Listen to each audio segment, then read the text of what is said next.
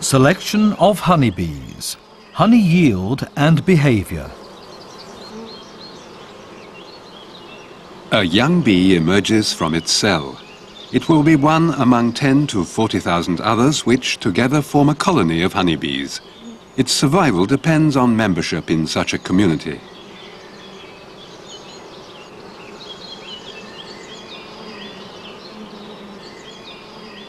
Each colony has only one queen. She alone is capable of laying eggs and thus is the mother of all bees in a hive.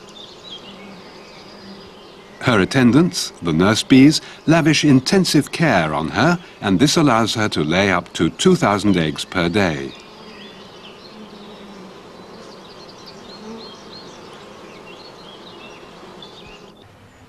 The nurse bees also feed a glandular secretion to the larvae which hatch from the eggs, and in this way they exert an influence over the quality and quantity of the brood reared.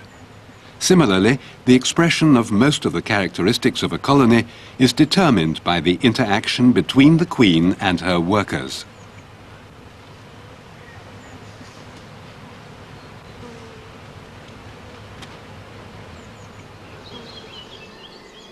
For its daily needs and winter stores, a colony collects annually about 25 kilograms of pollen and 200 kilograms of nectar. That quantity of nectar may be concentrated to about 70 kilograms of honey.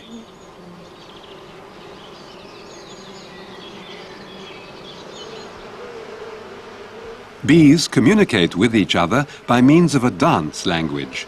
This tail-waggling forager is informing other workers about the direction and distance of a newly discovered source of food.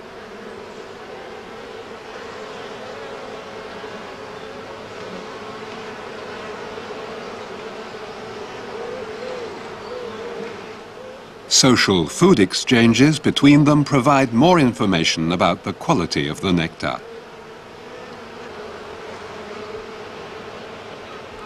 The construction of honeycomb is another example of the close cooperation among the workers of a colony.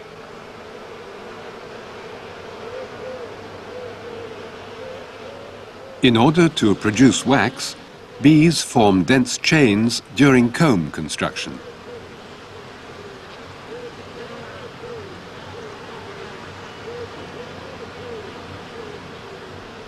In the form of tiny scales, the wax is secreted from specialized glands on the underside of their abdomen. The scales are removed with the mandibles and are worked to form an amazingly precise and strong cellular structure.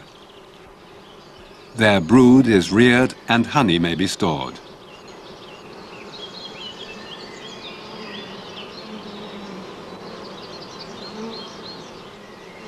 The overall productivity of a colony is therefore the sum of the manifold contributions made by queen, workers, as well as drones. In order to make optimum use of the varied hereditary characters in a breeding program, a study of the genetics and the mating process of honeybee queens is unavoidable.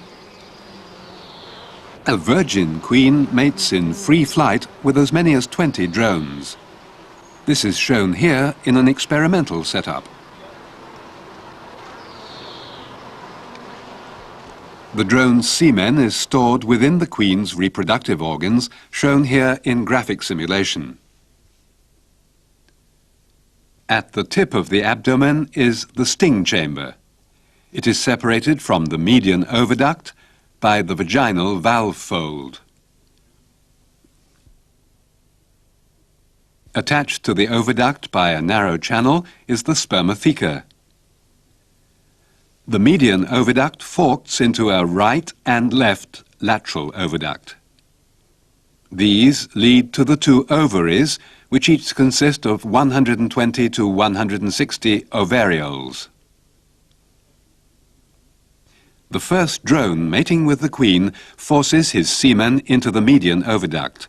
The mass of sperm of subsequent matings, only 3 more are shown here, force the semen into the lateral oviducts, dilating them considerably.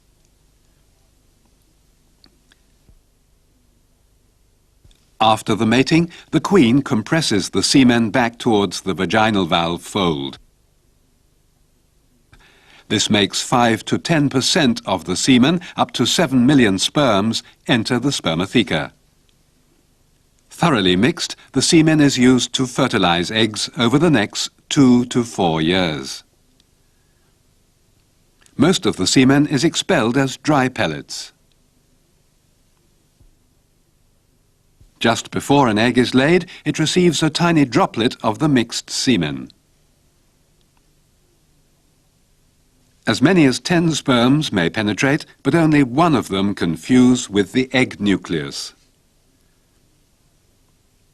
Eggs laid in drone cells are an exception. They remain unfertilized. Multiple matings thus cause a brood of several groups of half-sisters, which all have the same mother, but are the daughters of several fathers.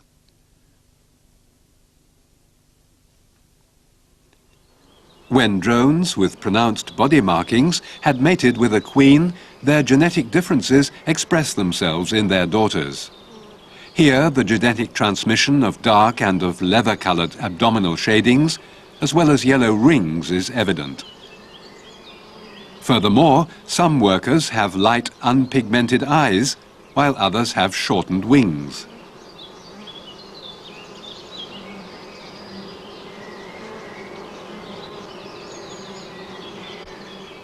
In spite of these complicated family differences, it is possible to breed honeybees. Of course, the composition and the relationships of the breeder colonies must be known, and their characteristics must be combined skillfully. All efforts of selective breeding must be directed towards producing a gentle, productive as well as disease-resistant bee. Honig. Willst du mal lecken? Mhm. Dann mach mal mit dem Finger.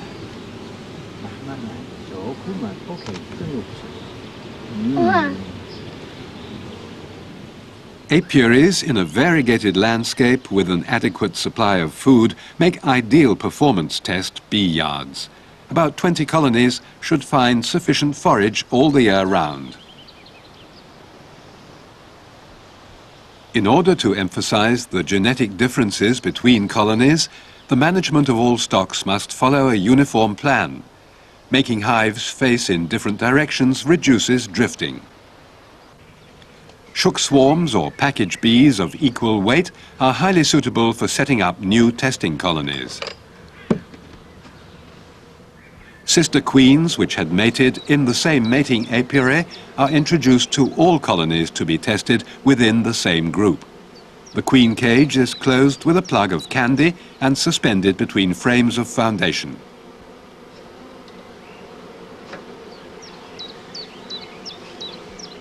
After opening the swarm box, the brood chamber is placed on top. The bees will cluster around the caged queen within the next few hours. The lower hive body and the swarm box are removed later. Finally, the bees are given a supply of sugar syrup. All colonies in the apiary receive the same treatment. As an alternative, the young test queens can be introduced to established colonies. These should be healthy and of comparable strength. One method is the direct introduction by substitution, but this is only likely to be successful when the young queen produces eggs. Pheromonically, she is then of equal value to the bees and is usually well accepted.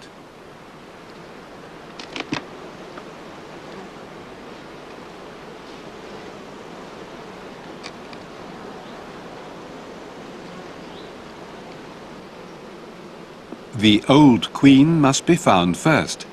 She should have been free to move about in the hive until then. Had she been caged, the bees could have felt queenless and could have started to raise queen cells. That would endanger the acceptance of the new queen.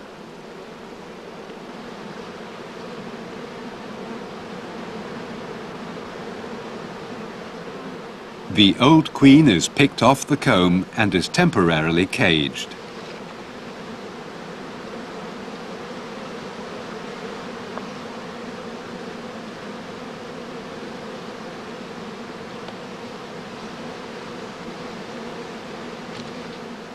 Just before her introduction, the young queen is removed from her mating nucleus. Her number and markings are registered into the breeder's record book. For the time being, the old queen may be introduced to that mating nucleus until, after full evaluation of her data, it is possible to decide about her future use as a breeder queen.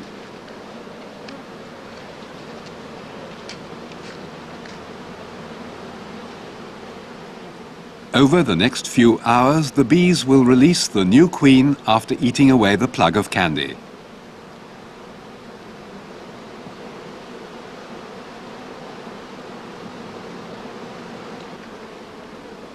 For a fair performance test, the introductions should be done before the end of July, so that a queen's inherent qualities, such as wintering and spring development, can be assessed in a colony consisting of her own progeny.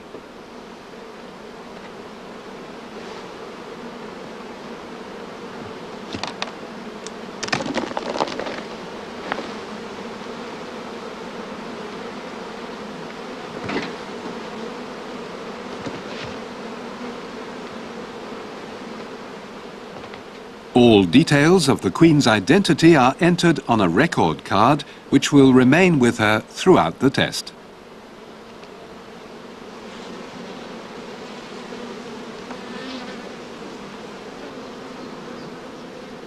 A first check is made after 5 to 7 days.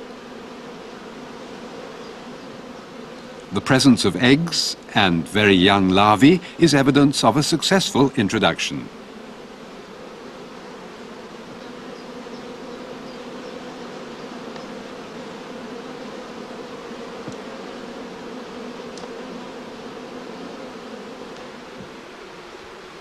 Colony strength is assessed in all stocks about 4 weeks after the introduction of new queens.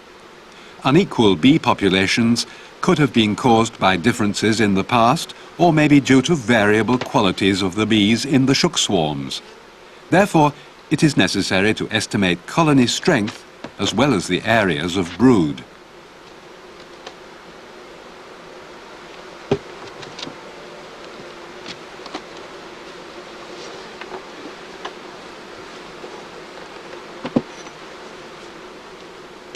Obvious differences are levelled out at once by the judicious removal or addition of brood. One frame of brood roughly corresponds to the number of bees which densely cover 2 frames.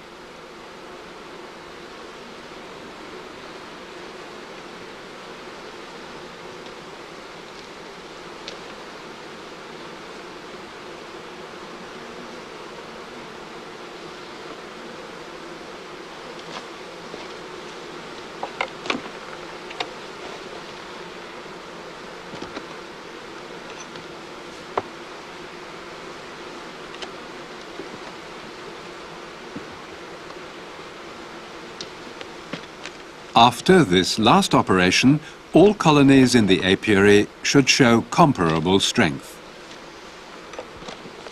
Finally, all stocks are provided with sufficient stores for overwintering.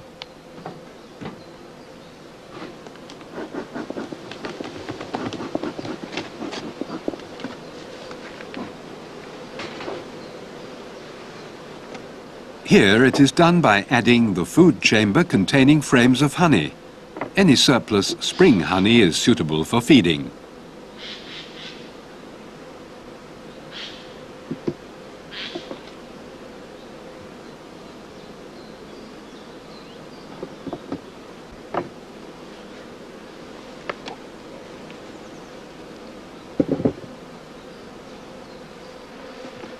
Shortages are then made up by feeding sugar syrup. All hives should show similar weights. The concentrated sugar syrup will be taken down within a few days and is stored in honeycombs. At the beginning of October, all stocks should have at least 20 kilograms of winter reserves. The first cursory spring examination is made when willow catkins are in flower. Food reserves, the presence of brood, and the health of bees are checked.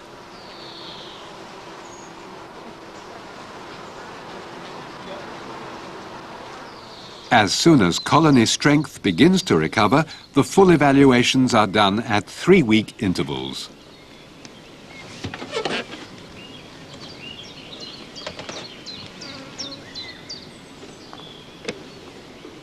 As each frame is removed from the hive, those covered by bees are counted. This is a very simple way of estimating colony strength. Any differences in development could be due to genetic factors, and this character could be important for the exploitation of certain crops.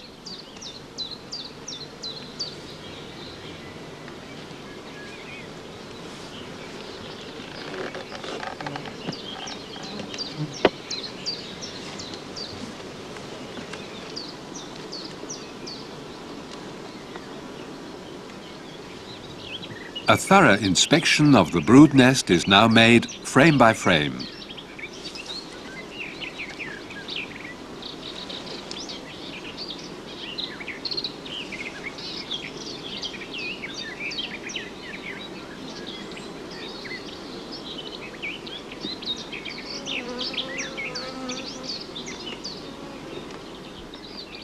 Every colony should have a frame for the construction of drone comb.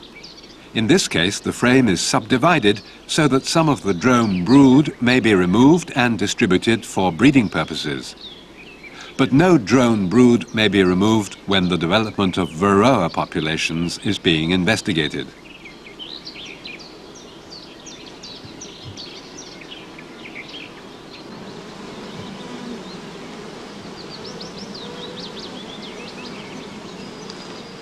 When the queen is found, her identity is checked and she is examined for injuries. All breeder queens should therefore be marked for life with coloured and numbered discs.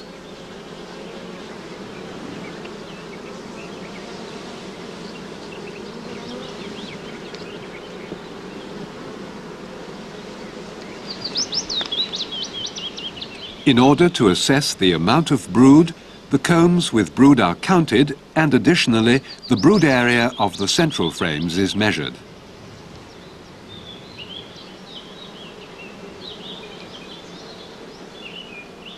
In this hive, the brood extends nearly into the corners of the frame, and the colony is awarded maximum points 4.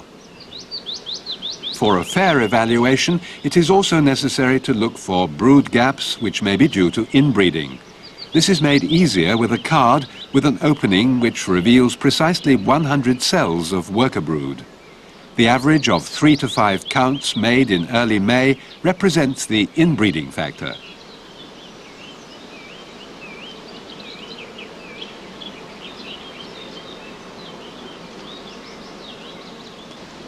Another most important task is the regular evaluation of the colony's behaviour. This requires extensive experience.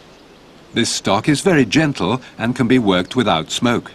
The bees do not attack and do not sting. This is awarded top marks.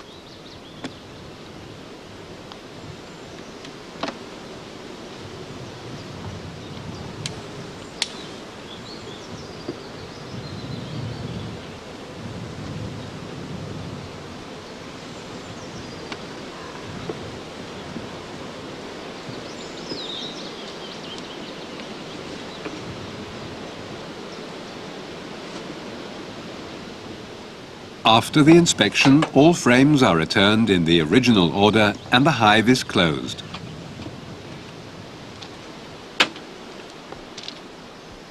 All points awarded and other comments are entered on the record card. Some colonies can only be handled with full protection and with lots of smoke. Such defensive behaviour is penalised in half-point steps, and this colony receives the lowest mark, 1.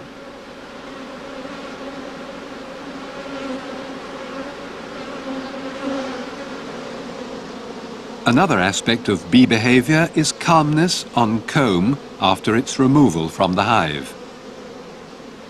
When this character is pronounced, the bees form a dense covering on the comb.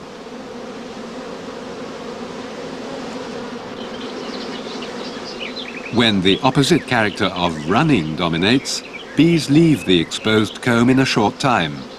Calm behaviour is also evaluated with the 4-point scale.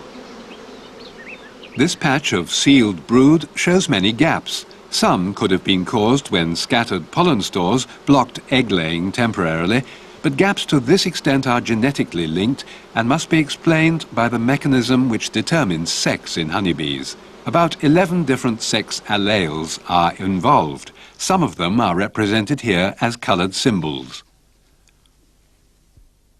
Each fertilized egg has 2 such alleles. When they are unequal, it develops into a female, a worker bee, or a queen. Eggs which normally produce drones are, as a rule, unfertilized. They have only 1 sex allele.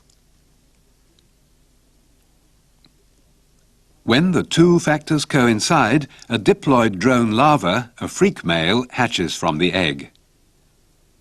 It is removed and a gap occurs in the patch of brood. Within a few generations, inbreeding can lead to a brood nest with many gaps. Normally, the spermatheca of a queen contains many different types of alleles. Fertilized eggs have sex factors in unmatched pairs. Female larvae will develop.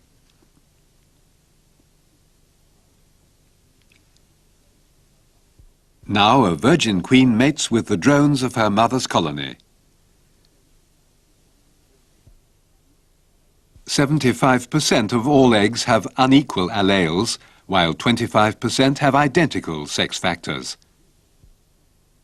So 25% brood gaps occur.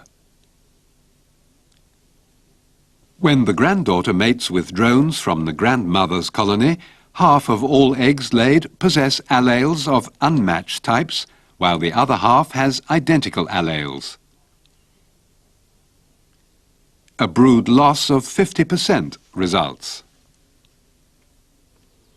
During the swarming period, it is necessary to make weekly examinations of the colonies, apart from the regular visits for full evaluations. Frames are scrutinized for queen cells. When any are found, they are opened. In this case, they contain neither eggs nor larvae, and the colony is not in a swarming mood.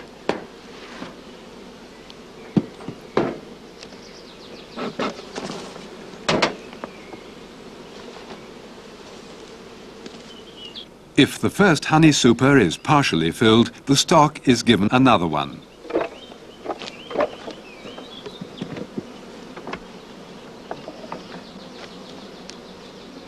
This super contains frames with foundation and drawn comb. It is weighed and its empty weight is entered in the record book.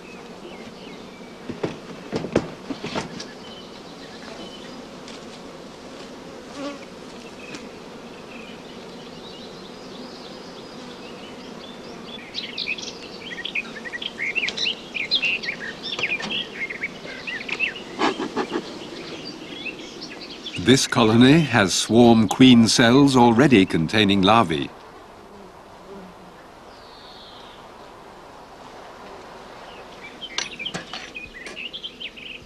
A large number of swarm cells with well-provisioned older larvae are a sure sign that the colony is determined to swarm. All cells are destroyed.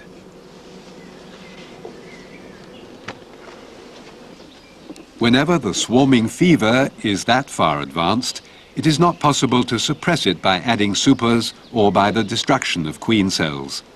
Swarming can only be controlled by making a temporary parking nucleus with the old queen.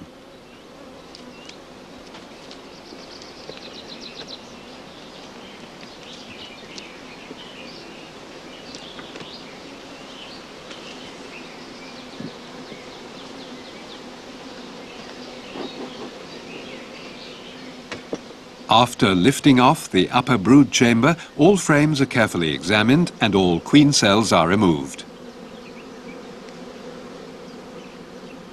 The marginal areas of drone combs should not be neglected either.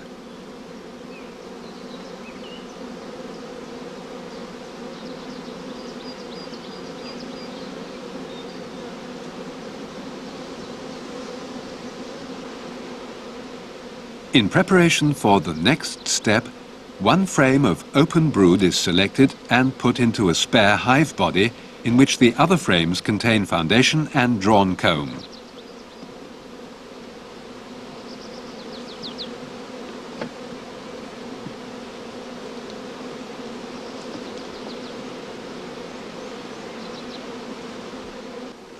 Meanwhile, the other brood chamber has been examined for queen cells.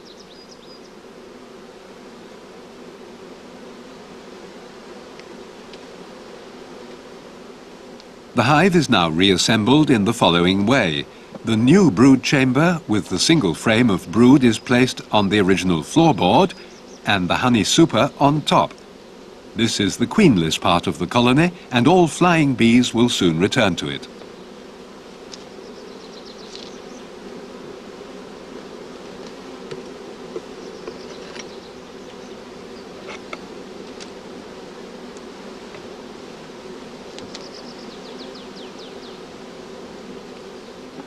A crown board separates both parts of the colony.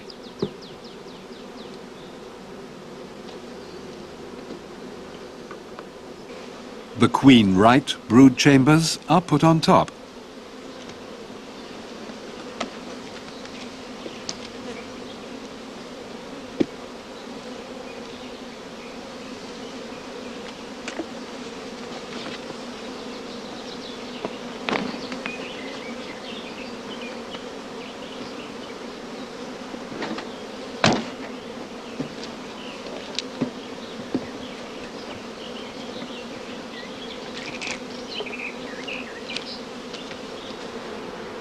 All flying bees will return to the familiar original hive entrance over the next few hours.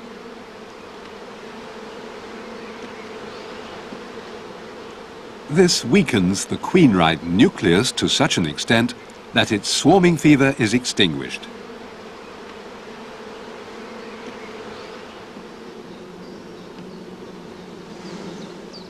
After 7 to 9 days, the emergency queen cells, which have been raised on the single frame of open brood in the lower hive body, are destroyed.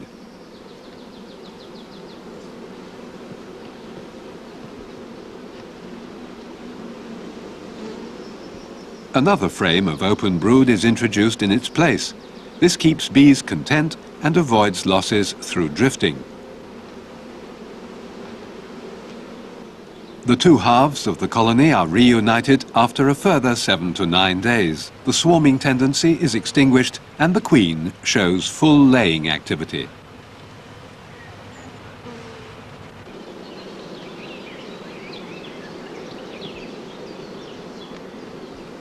The hive is reassembled in the original way.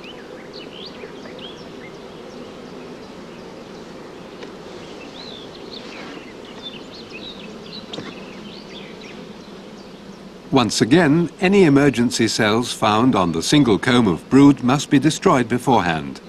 This method of swarm control permits the continued evaluation of the queen and of her colony. Naturally, the control of honey production is the paramount consideration. It can be ascertained by frequent weighing of colonies during specific nectar flows. Any changes in the colony must of course be taken into consideration, such as additional supers.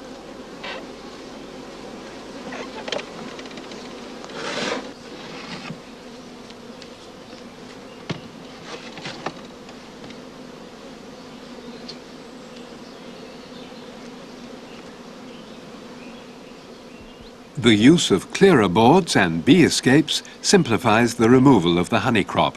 One day before supers are collected, the clearer boards are put in position. Bee escapes allow trapped workers to pass down into the brood chamber but prevent their return to the supers.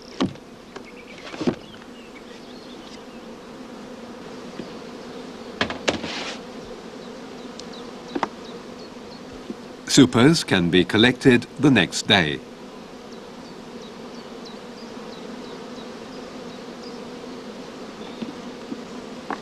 The honey yield is established by weighing the supers.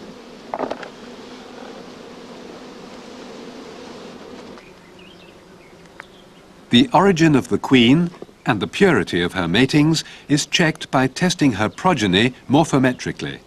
In order to make quite certain that only the queen's own descendants are sampled, only freshly emerged bees and drones are taken off the frames.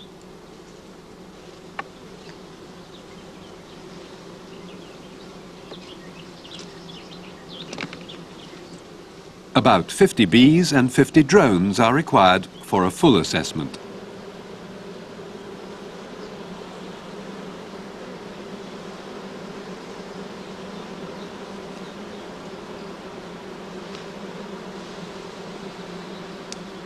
Because the chitin of the young bees is still too soft, they are held in cages for a few more days before the samples are preserved for a later examination.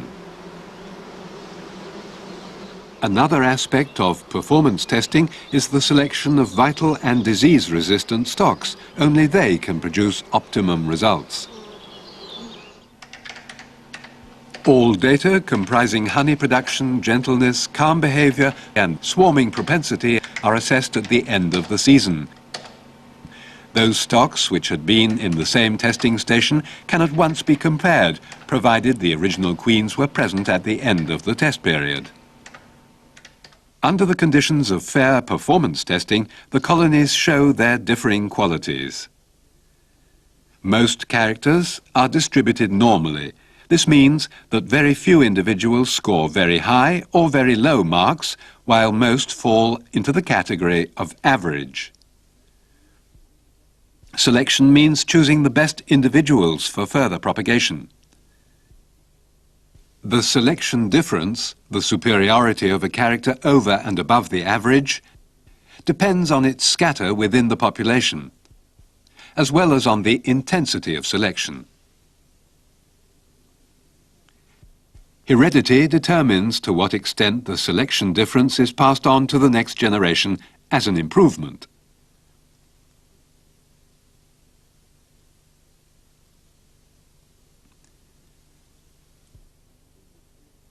With continued selection, the gene pool of a population grows more and more uniform. The possibility of further improvement diminishes with subsequent generations. Yet, the level of performance of a thoroughly selected population establishes itself at a high plane, as long as inbreeding causes no damage.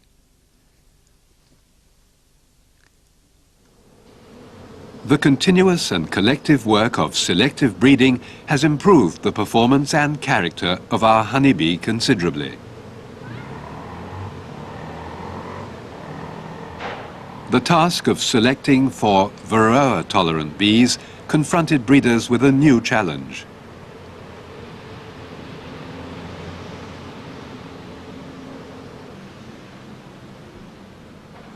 The successes achieved in selective breeding, especially for pronounced gentleness, allowing colonies to be kept in densely populated areas, can only be maintained through ongoing selection.